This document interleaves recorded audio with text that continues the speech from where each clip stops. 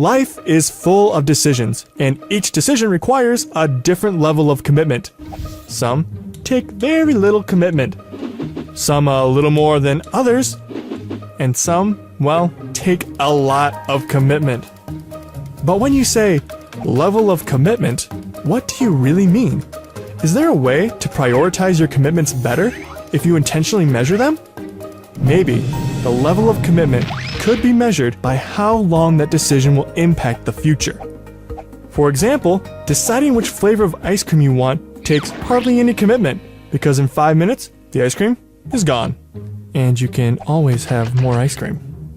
On the other hand, deciding to get married takes a very different level of commitment. This decision impacts the rest of your life.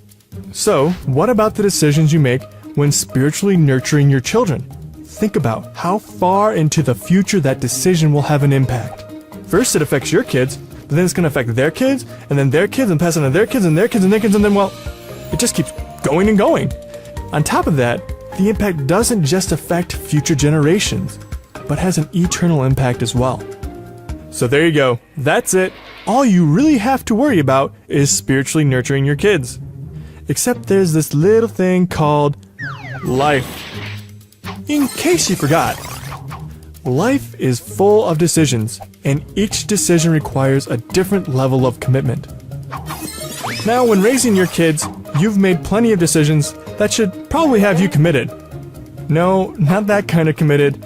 More like committed to taking them to soccer practice, committed to being at the dance recital, committed to feed them, committed to keep feeding them, committed to their education, their health, their hopes and dreams, well, everything.